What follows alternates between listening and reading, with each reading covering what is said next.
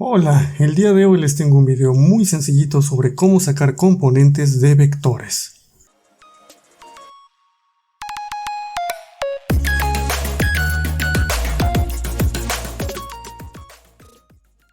Ok, entonces, ¿con qué vamos a empezar? Primero, ¿qué es una componente? Una componente de un vector la podríamos ver como una proyección de ese vector sobre algún eje. En nuestro caso en particular, y de hecho las más usadas, son las componentes sobre los ejes X y Y, las denominadas componentes rectangulares de un vector. No son las únicas, de hecho nosotros podríamos proyectar nuestro vector sobre cualquier otro vector o sobre cualquier línea o eje que nosotros nos inventáramos. Pero bueno, en este momento nos ocupa esas dos componentes, las de X y las de Y. ¿Cómo entender esa proyección? La proyección es justamente como una sombra. De hecho, la palabra como que nos invita a pensar en eso, en una sombra. Por ejemplo, yo tengo por acá un reflector a un lado y si pongo mi dedo por aquí, lo que ocurre es que proyecta una sombra sobre el pizarrón, ¿cierto? Entonces, si mi dedo fuera un vector, esa sombra es una componente sobre el pizarrón. Suena extraño, pero más o menos así funciona. Entonces, imagínense que tenemos un vector R aquí en un plano cartesiano y queremos determinar o al menos dibujar las componentes que tiene sobre el eje X y sobre el eje Y. ¿Cómo encuentro la componente sobre el eje X? Es muy simple. De nuevo voy a imaginar que este vector R es como mi dedo hace rato con la sombra. Y voy a encender una especie de reflector o una lámpara de este lado. Digamos que pongo algo así como un sol. Y este sol pues emite luz hacia este lado. Por lo tanto, si yo coloco este vector aquí y la luz acá arriba de él, va a proyectar una sombra que va a quedar dibujada más o menos aquí. De aquí a acá, ¿cierto? Esa sería la sombra del vector si la luz estuviera pegándole por arriba.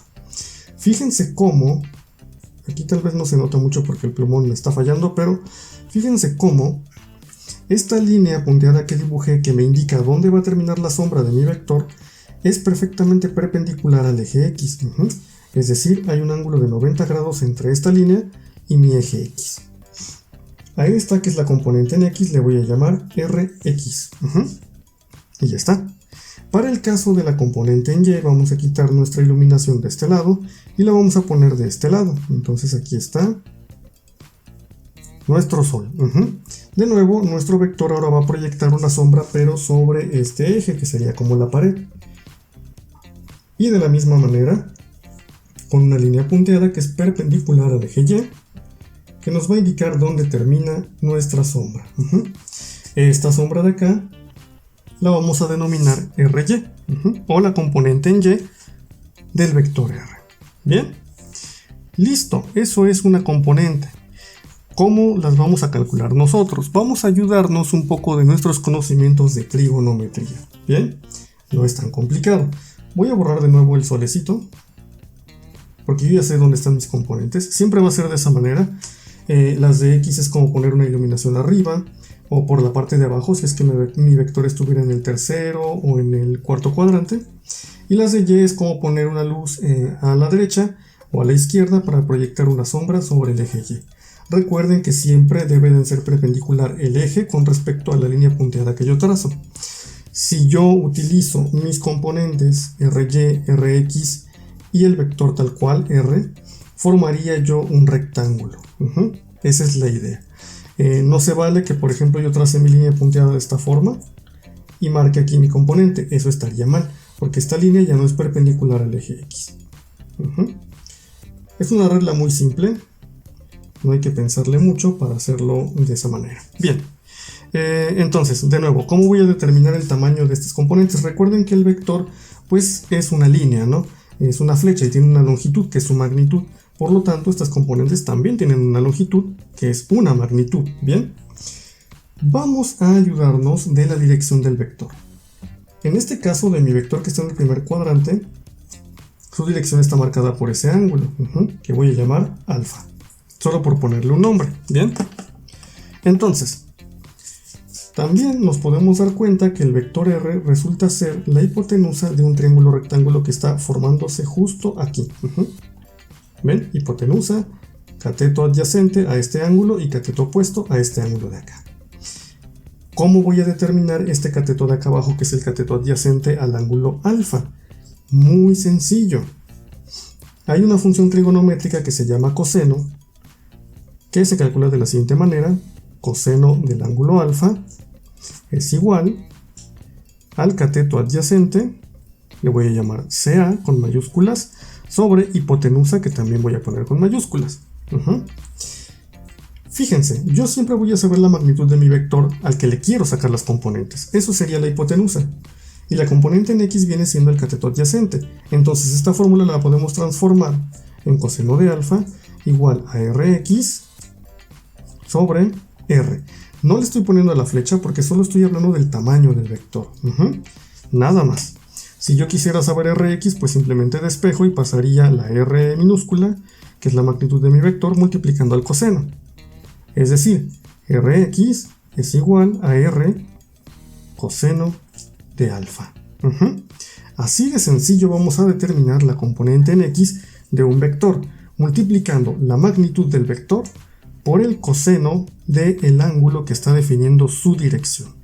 Acuérdense, estos ángulos se miden a partir de la parte positiva del eje X en dirección hacia nuestro vector. Ya lo hemos comentado en algún otro video, que lo pueden buscar por ahí en la sección de estática, y bueno, lo pueden checar con mucha calma. Ahora, para el caso de la componente en Y, el razonamiento es bastante parecido, pero nosotros vamos a usar la función trigonométrica seno. ¿Por qué? Porque justamente la componente en Y viene siendo el cateto opuesto de ese triángulo que nosotros dibujamos usando estos tres lados. Bien, estas dos fórmulas son las que nos van a permitir determinar las componentes de un vector sin importar en qué cuadrante esté. Ahora vamos a hacer un par de ejemplos para que quede pues ya perfectamente explicado cómo es que se utilizan estas expresiones. Perfecto, ejemplo número 1. Tenemos un bonito vector situado en el primer cuadrante que está especificado como 15 metros, 60 grados. Hasta ahí todo perfecto, ¿no? Queremos determinar evidentemente las componentes Rx y Ry de ese vector, que van a quedar dibujadas, si tenemos un poco de cuidado, más o menos por aquí, Rx, y más o menos por acá, Ry. Bien.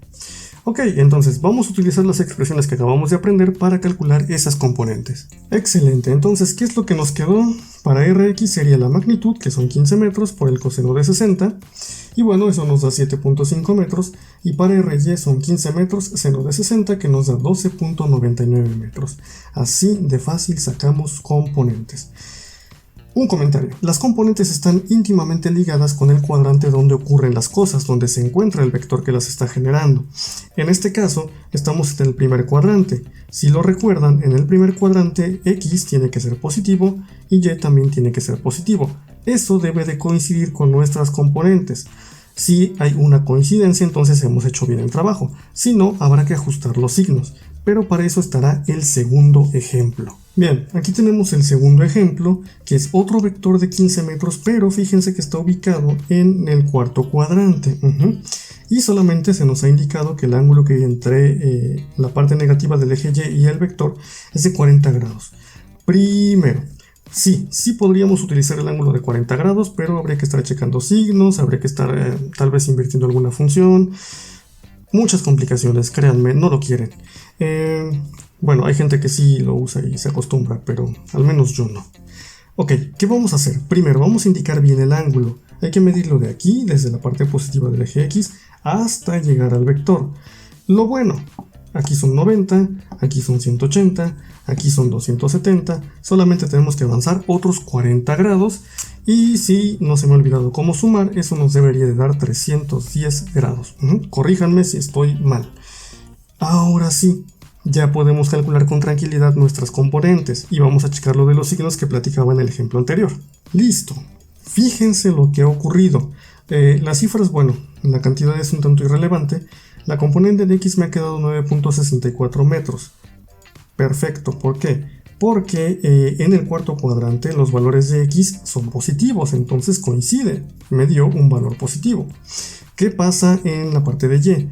Me da menos 11.49, y eso también tiene mucho sentido porque en el cuarto cuadrante los valores de y son negativos.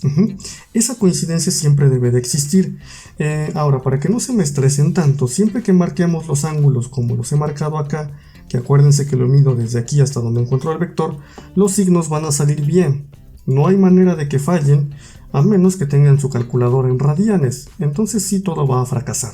Pero bueno, si no es el caso, los signos van a salir bien en automático y no tendremos que estar checando si estoy en el primer cuadrante, o en el segundo, o en donde sea, ¿no? Me voy a quitar ese estrés de encima.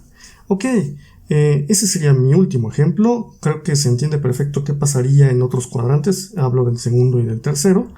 Y bueno, espero que haya sido de utilidad, que les sirviera mucho, que aprendieran algo y nos vemos en un siguiente video.